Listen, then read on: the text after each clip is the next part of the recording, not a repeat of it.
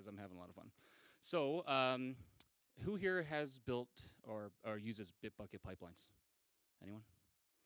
So when I learned, the first time I learned that Bitbucket Pipelines was built on the same APIs that the third-party developers build on, I was at an event called App Week in Austin, and one of the third-party developers there told me, she said, I think that the rest of the company should be doing what Bitbucket is doing, because they're by having to like eat their own dog food, they get to feel like the pain of that we have to go through. And so when Jeroen submitted this talk, I'm like, this is awesome, because now you can he'll tell the story about why they did it, how they do it, and anyway, internally, I think that the way that the Bitbucket team does things is kind of where like the future should go in terms of the rest of the company. So I'm really happy to have Jeroen sharing the story with us. Please welcome Jeroen De Raedt. Thanks. So hello everyone, I'm Jeroen De Raedt and I'm a developer on the Bitbucket Pipelines team. And so as we all know, Connect is a very powerful framework to build extensions on top of Atlassian products. But what you might not know is that in addition to all of third-party developers like you that are building on top of Connect, in Atlassian we also actually build a lot of features and even products. And so can I get maybe a show of hands of how many people here have heard of Bitbucket Pipelines before? Oh, that's basically everyone. That's perfect. So for those of you who are not so familiar with it, Bitbucket Pipelines is a CI/CD solution that's built right inside of Bitbucket Cloud. And it allows you to set up automated build and deployment workflows. So basically, every time you make a code change and you push a commit to Bitbucket, this will trigger the execution of your builds. So it will start building your application, running all of your tests, and even perform your deployments to production and staging. And so Bitbucket Pipelines relies heavily on the concept of configuration as code. So inside of your repository, you will have a YAML file that's called bitbucket-pipelines.yaml that basically contains all of the configuration needed to build your application, run your tests, and perform your deployments. And so since this lives in addition to your code in your repository, it also means that it's versioned. So you can always go back to a previous configuration if that would be needed. And so in this example here, I just pushed some changes to an open pull request. And so on the top right side, we can see that there's actually a build running now. And so if we click through, we can actually see the build result. And so the first phase is just completed. And now it will start running a bunch of tests in parallel. And so on the right-hand side, we can also see the streaming of the logs. And so Bitbucket Pipelines is able to actually support very complex workflows. So you can have sequential phases, parallel phases, and even mix in some manual phases if needed. And so here, if we eventually reach a successful build, we can click the button and start deploying to production. And so all of this happens within Bitbucket Cloud. But it might come to a surprise to some of you that Bitbucket Pipelines was actually entirely built as a Connect add-on. But I'm suspecting that you might have guessed that based on the title of this presentation. And so in this presentation, I want to give some insight into how we're actually building pipelines as a Connect add-on. And I'll start off actually explaining why we chose to build on top of Connect when we initially started building Bitbucket Pipelines. Then I give some like high-level overview of the main components that make up Bitbucket Pipelines. And then I'll focus a bit on the specific mechanisms that we're using to make Bitbucket Pipelines feel like an actual part of Bitbucket rather than just a separate Connect add-on. So you might wonder why we decided to use Connect, because since we're part of Bitbucket, wouldn't it have been easier to just build everything straight into the Bitbucket core code base? And so there are actually a couple of reasons why we decided to do this. So first of all, we wanted to be able to choose which programming language to use. Because at the time, Bitbucket was just a monolith entirely written in Python. And we were a bunch of Java developers. We wanted to build microservices and connect this with a modern-day front-end framework. And by using Connect, we can actually choose which programming language to use. Now, on top of that, our team was also located in Sydney. And at the time, most of the Bitbucket Cloud development was happening in the US. And so we wanted to avoid situations as much as possible where if we're going to build something in Bitbucket, we would have to wait 24 hours to get feedback from the developers over there. And so not only did we want to build things fast, we also wanted to make sure that our code would go to production as quickly as possible. And so because we're using Connect, we actually have a deployment workflow that is completely separate from that from Bitbucket Cloud. And as a result, we now do about 5 deployments every day to production. Now, last but not least, we also want to drive the evolution of Connect. And so the idea here is that any obstacle that we would hit with Connect would most likely also be an issue for any other third-party developer out there. And so because we're building on Connect, we think we can more efficiently drive the improvements to the Connect framework overall. So pipelines architecture. I'm going to give like a very high-level overview of the main components of Bitbucket pipelines. So of course, we will have Bitbucket core. And so from the perspective of Bitbucket pipelines, we actually treat that as a separate microservice. And so we use that to retrieve repository information, retrieve the bitbucket-pipelines.yaml configuration file, or also like push the Bitbucket build status. And then we have our UI, which is being rendered in a Connect iframe, just like any other Connect add-on out there. And then we have a set of about 15 microservices. So these microservices are responsible for setting up the build context every time we're going to start a build, persisting build results, handling the streaming of logs, etc. And now our pipelines UI communicates over REST with something that we refer to as the Bitbucket Api Proxy. And so later in this presentation, I'll give a bit more insight in what this proxy actually does. But the most important thing to know for now is that this is responsible for authentication and authorization. And then last but not least, we also have a Kubernetes build cluster that we're running. And so this is the piece of infrastructure in which we actually execute the builds of our users.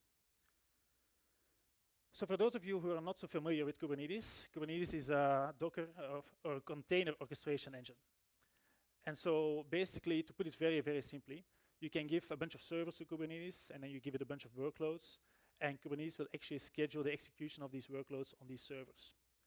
And so in Kubernetes terms, these servers are being referred to as nodes, and these workloads are pods. And so you can run multiple pods at the same time on one node. And then if you take a closer look at one of those pods, we can actually see that we run multiple containers in those. And so we use this principle to actually set up the whole build environment. So first of all, we have a pipelines agent container, and this is basically responsible for setting up the whole build context. So this one will basically set up the build, handle the streaming of logs, and post back the build results to our backend services. We also have a clone container, and this is a Docker container that we use to do the initial cloning of the repo on every build. And we have a build container, and this is the container in which we actually execute the builds of our users. So let's take a look now at which specific mechanisms that we're using to actually make pipelines feel like a true part of Bitbucket. So in the old days, when a user got started with Bitbucket pipelines, he would have to create a Bitbucket pipelines.yaml file. And so he would go to the Bitbucket editor, and that would look something like this. So we can see there's some very basic YAML highlighting there. Now, what would happen then is the user would commit this file, and pipelines would probably cause a build error. And so this could be because of a YAML syntax error, because YAML tends to be a bit sensitive about white spacing, or a general build configuration error. And so the user would have to go back to this editor, make some changes, commit the file again, and maybe get another error. And so we wanted to improve this whole flow, and we wanted to do that by giving direct feedback to the user. And so in order to achieve this, we asked the Connect team to convert this editor into a plugin point. And so that's what they did. And so now we actually configure our editor to look something like this in the connect descriptor of pipelines. So we can see that only for the bitbucket-pipelines.yaml file, we will load up our custom editor. And so now our editor looks something like this. So now we have a very powerful editor that provides syntax highlighting for YAML, also validates the whole file against the pipeline schema, and it also has auto-completion. So for example, while you're typing, you can see the environment variables that will be available in your build. And also on the right-hand side, you can see that there's a panel now that allows you to manage the environment variables. So you can basically create and define new environment variables within the editor. And so this is just one example of how we're trying to improve Connect by building Bitbucket pipelines. So basically, because we had a need to extend the editor, it got converted into a plugin point, and so now it's available for everyone to use. And so when the user is actually able to get a green successful build, he will get a page that looks something like this. And so this actually brings us to another important aspect of a CI/CD tool, and that is about giving visibility inside of the build results. And so, of course, Pipelines uses a bunch of page modules to render pages inside of Bitbucket. So here, for example, we have a result page. But we also use something that's called the Bitbucket Build Status API. And so this Build Status API is actually something that predates Pipelines. And as the name suggests, it actually allows you to post a build status for a specific commit. And so with Bitbucket Pipelines, we use this to post a status every time that a build starts or when it completes. So basically, every time that a build starts, we will hit this endpoint in the Bitbucket Build Status API. And this will result in updating the status of the build for the specific commit. And you can see this everywhere in the Bitbucket UI. Now, in addition to that, Bitbucket will actually also convert this information into a webhook, like a build status updated webhook. And so we use this to actually communicate with one of our other add-ons. Sorry about that. So we have this Slack notification service, which is another Connect add-on. And so this is responsible for posting updates to Slack channels. So whenever our Slack notification service receives the webhook, it will convert this into a Slack message and post this to all the channels in Slack that have subscribed to receive these updates. And so just to reiterate the impact of posting to the build status. So first of all, we can see the status next to every commit in the commit list. And then we can also see on a pull request, on the top right there, the status. And so this is especially handy if you're about to merge a pull request. You can quickly check if all the builds are green before you actually perform the merge. And then through webhooks, we are able to deliver notifications to Slack as well. So here, for example, you can see that we got a failed build result notification to Slack. Now, another feature that we spent a lot of time on was to unify our REST APIs. And so we believe that this is a very powerful feature. And so basically, what we wanted to achieve is to have one REST API that allows you to look up repository information, information about commits, information about pull requests, and information about your builds and deployments. And so in addition to having like a shared API, it also means that there's one way to authenticate with this API. And because this API is part of Bitbucket, it also means that other Connect add-ons can consume this API and build things on top of pipelines. And so in order to achieve this, we use something that's called the Bitbucket Api Proxy. And so the API proxy is a Connect module that allows you to append URLs to the Bitbucket API. And so in your Connect descriptor, you will map this new URL to a URL that belongs to one of your backend services. So here I have an example that we use to look up the pipelines of a specific repository. So we define a URL that we append to the API proxy that allows us to look up the pipelines. And so whenever a user makes a request to this endpoint, the API proxy will intercept this request. It will then check whether the user is actually authenticated. And if that's the case, it will also check whether the user has permission to see the pipelines of that specific repository. Now, if all of that is okay, it will then forward the request to Bitbucket Pipelines. Now, another interesting feature of this is also a concept called object hydration. And so in order to understand that, we have to take a look at the HTTP response. So here we have a response that is coming from the backend Bitbucket pipeline service. So we can see we have a pipeline entity there with a unique identifier. It has a status, some other attributes, and it also references the repository to which it belongs to. And so it references that by using the identifier of the repo as well as type repository. And so when this request then goes to the API proxy, we actually see that there is some more information appended. So we still have the pipeline entity there, but the repository information now also includes the name and the owner. And so this is because the repository actually knows, this is because the API proxy actually knows about the repository entity. And so this is actually something that our UI uses to vastly limit the amount of HTTP requests it has to make to our backend to render the UI.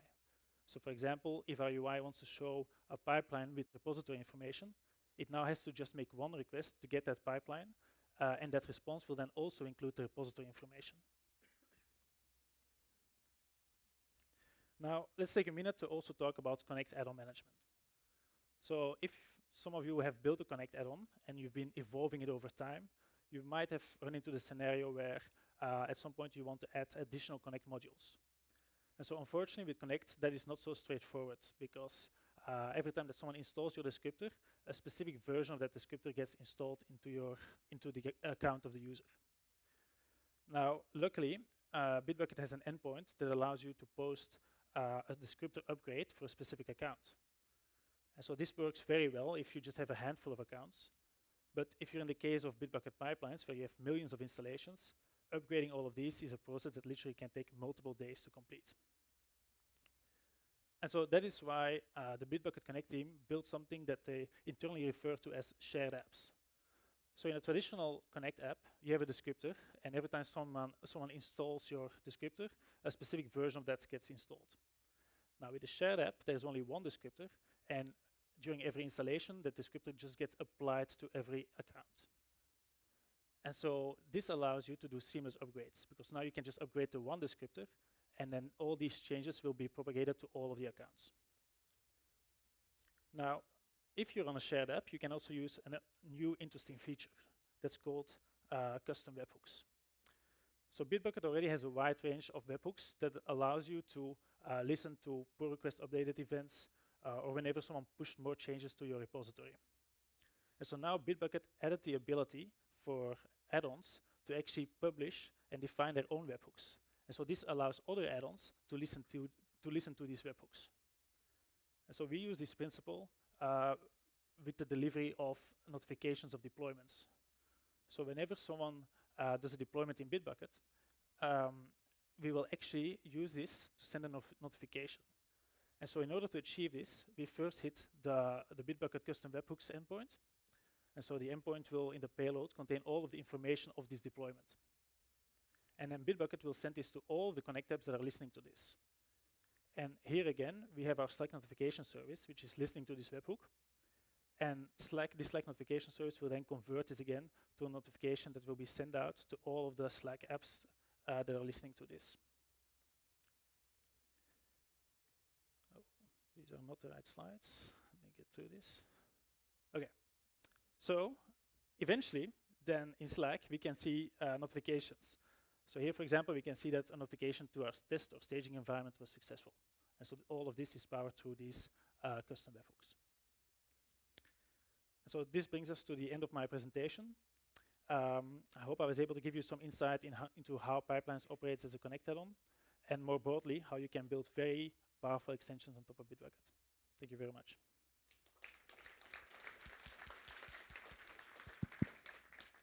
Awesome, thanks, Jeroen. Anyone have any questions? All right, 1 second. So the shared app, to who is it available?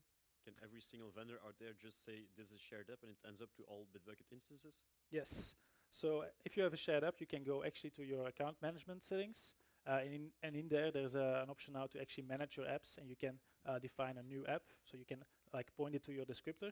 And then there's a button even there to say like, now push an update of this descriptor. So it's just available for everyone. You have a look of disbelief on your face. I'm joking. Any other questions? No? Oh. It may be off topic, but is there any plan to make pipelines available on Bamboo as well? So unfortunately not. Bamboo recently launched Bamboo Specs, I believe, which allows you to basically generate plans by writing some Java code. So we know that is one of the main reasons that people would want to use pipelines. So maybe that's a solution for you. Any other questions? Awesome. Thank you so much. Great talk.